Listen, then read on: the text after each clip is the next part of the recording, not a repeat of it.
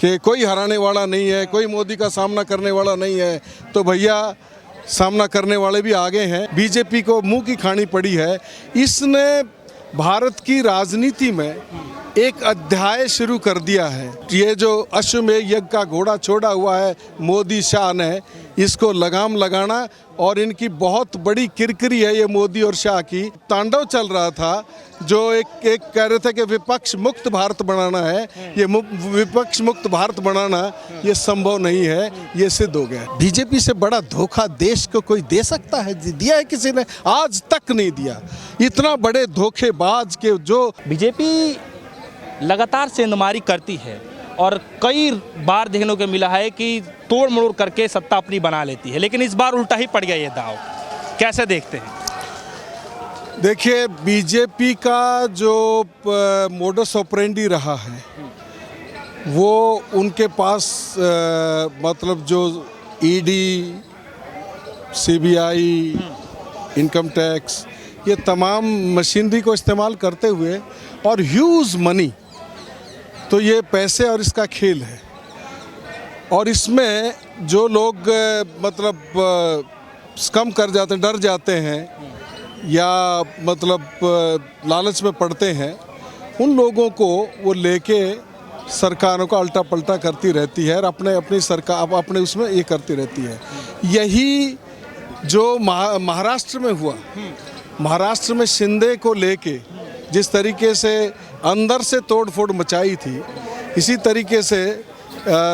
RPC Singh को लेके जो ये 6 सालों में 4 राज्य की सरकारें बदली, वहाँ बदल दी। लेकिन अभी बिहार में आके उनको ये नीतीश तो हमारे यहाँ मतलब पॉलिटिकल वेदर कॉक कहा जाता है, वो जानते हैं आगे किस तरीके की हवा बहने जा रही है, और वो खिलाड़ी हैं और उन्होंने मोदी और अमित शाह के खेल को समझ लिया कि किस तरीके से उनके जो एमएलएस को अंदर सेंध लगाई जा रही है और महाराष्ट्र दोहराने की कोशिश की जा रही है। कि एक तो उन्होंने चिराग पासवान के माध्यम से चुनाव के दौरान, ये 2000 के चुनाव के दौरान जो खेल किया था, वहीं से हाथ थे नीतीश, कभी कंफर्टेबल तो थे नहीं, और वो हमेशा एक मौके की तलाश में थे कि कब इस तरीके से किया जाए। और तो ये अब जो है इनका समीकरण बैठ गया आरजेडी के साथ, जो अपने आप को कहते हैं कि we are natural ally, we are मतलब एक ही परिवार के हम ये हैं, चाचा भतीजा हैं, हम आपस में हमारा मन मुटाव भी होता है, कोई बात नहीं है। और ये जो चेंज हुआ है, चेंज ऑफ गार्ड हुआ है, ये जो सत्ता पर सरकार का परिवर्तन हुआ है, बीजेपी को मुंह की खानी पड़ी है, इसने भारत की राजनीति में एक अध्याय शुरू कर दिया है कि ये जो खेल ईडी, सीबीआई, आईटी, ये खेल पैसे का अब नहीं चलेगा, बिहार में नहीं चला। इससे और भी राज्यों के लोग एम्बोल्डन्ड होंगे और ये इसके ऊपर एक रुकावट लगेगी, लगाम लगेगी, और आगे इस तरीके का उनके लिए करना संभव नहीं होगा, क्योंकि इससे इनकी बहुत बड़ी बदनामी और किरकिरी भी हुई है, बहुत बड़ी बदनामी और किरकिरी हुई है। क्योंकि वो तो नीतीश जी तो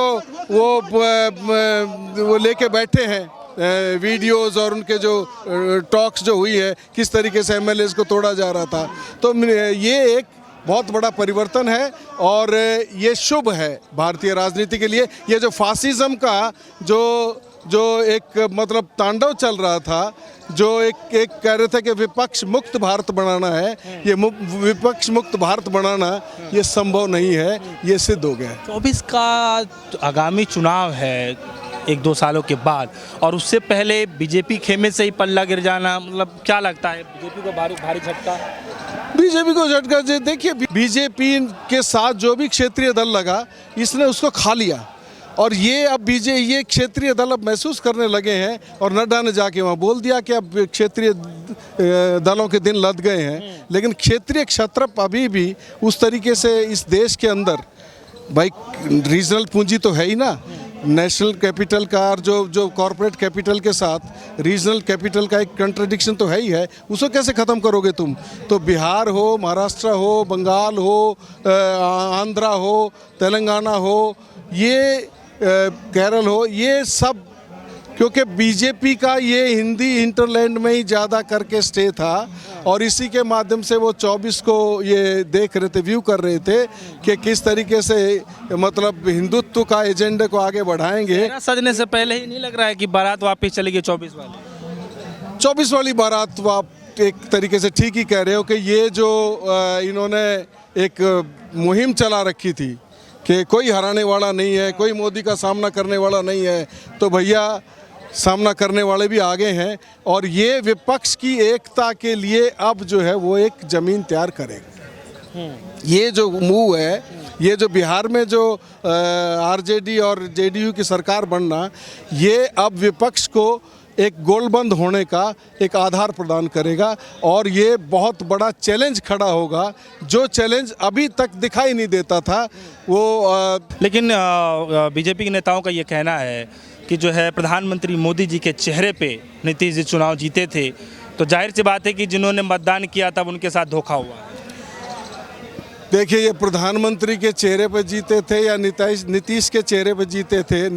प्रधानमंत्री के चेहरे पे हो सकता है हिंदुस्तान में जीते हों, लेकिन नीतीश आज भी उस तरीके से बुर्जुआ पॉलिटिक्स में वो आज भी उसको मतलब लोगों के अंदर पैठ है और ये जो जनाधार खिसक रहा था, जो अति पिछड़ा और अति दलित को लेके जिस तरीके से समीकरण बैठाने की कोशिश की जा रही थी, उस पर एक रोक लग गई है। और ये कहना कि मोदी का चेहरा ही है, तो भाई मोदी का चेहरा तो मतलब ये जो चुनाव हुए हैं, जो इन्होंने ज़बरदस्ती बना ली है सरकारें, मोदी का चेहरा तो राजस्थान के टाइम में भी था, मध्य प्रदेश के टाइम में 4 राज्य, छत्तीसगढ़ में भी था, फिर वो क्यों हार गए थे भाई? और ये जो तोड़ फोड़ के सरकार बनाते हैं, लूट मतलब एक तरीके से मैंडेट की लूट, प्रजातंत्र की लूट, ये अभी रविशंकर प्रसाद बोलते हैं धोखा। अरे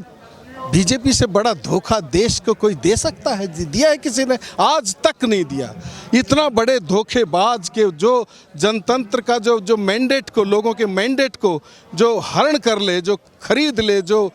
उसको जो जिसके लिए मैंडेट दिया है, तो ये इनका मुंह है बोलने का, बोल सकते नहीं है, इनका कोई चेहरा नहीं है बोलने के लिए। तो क्या लगता है कि जो है बीजेपी को इससे नुकसान होते देख रहे हैं या फिर नीतीश जी अपने पैरों में खुद ही मार लिए? देखिए, नीतीश जी एक बड़े ही मंजे हुए धुरंधर हैं। उन्होंने ये सोच समझ के कदम लिया है कि इस समय ये हाई टाइम है to boost the morale of opposition and ये जो अश्वमेध यज्ञ का घोड़ा छोड़ा हुआ है मोदी शाह ने, इसको लगाम लगाना। और इनकी बहुत बड़ी किरकिरी है ये मोदी और शाह की कि भैया तुम जो चाणक्य और जो धुरंधर, तुम जो है धूल चाटते नजर आओगे। ये मुझे लगता है कि ये अभी पटकथा लिखी जा चुकी है और ये दोनों खिलाड़ी हैं, लालू भी खिलाड़ी है, एक ही अखाड़े के हैं दोनों, और ये दोनों की जुगलबंदी मिलके वो तो आपने 2015 में देखा किस तरीके से सुपड़ा साफ कर दिया था। तो अभी भी 2024 में भी बहुत बड़ा डेंट क्रिएट होगा, बहुत बड़ी मतलब सीटों का ये होगा, और 2025 में इसका जो विधानसभा का चुनाव होगा उसमें तो है ही है सामने।